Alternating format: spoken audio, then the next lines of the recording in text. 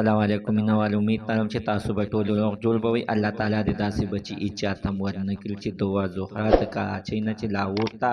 کاشف خالد پسې تښتېدلې وه مینوالو چې د هغوی پرون د سند په عدالت کې فیصله وه های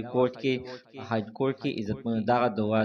دوا زهره جینۍ چې دنو د خپل د مور او پلار یې پرېښودل او دغه خلک سره روانه شوه په عدالت کې ویل چې نه دا زما خاوند دی په خپله خوښه باندې مې ورسره نکاح تړلې ده عزتمنو چې دغه دوا زهره مور او پلار په سرو سترګو باندې جارل او ویې ویل چې د دې نه خو زما نه بچي ورخو لازم مینهوالو موږ سره د ویډیو تر اخره پورې وګورئ چې تاسو ته پوره معلومات در ورسیږي د دې معلومات نه مخکې زه تاسو ته د یادګي نه وکړم تاسو کو چارې زموږ په دې سوپر کلیک چینل کې نوي وای چینل هم نوي سبسکرایب کړئ مهرباني وکړئ تاسو زموږ د سوپر کلیک چینل د سره سبسکرایب کړئ خوا کې ورسره د ټلۍ نشان ووهئ چې هره یوه نوې معلوماتي ویډیو تاسو ته په اسانۍ باندې در ورسیږي عزتمنو هره ورځ دغه شانتې ناروا کارونه کېږي چې تېره ورځ څنګه عزتمنو په کراچۍ کې په روژه کې عزتمنو تاسو ته یاد وي چې دوا زهره د کراچۍ نه یار پسې لاهور ته تښتېدلې وه د هغې نه بعد عزتمنو دوا زهره د مور او پلار بېقاعده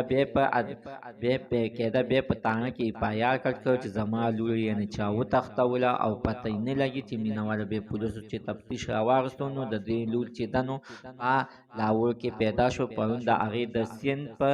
های کورټ کې عزتمنو فیصله وه چې دغه جینۍ د خپل د مور او د پلار د رشتې نه یعنې انکار وکړو او خپل عاشق سره روانه شوه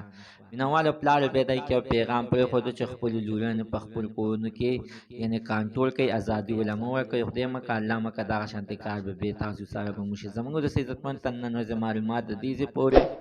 د نوي معلومات دپاره د سره زموږ د سوپر کلیک چینل د سره سبسکرایب کړئ خوا کې ورسره د ټلۍ نشان ووهئ چې هره یوه نوې معلوماتي ویډیو تاسو ته په اسانۍ باندې در ورسیږي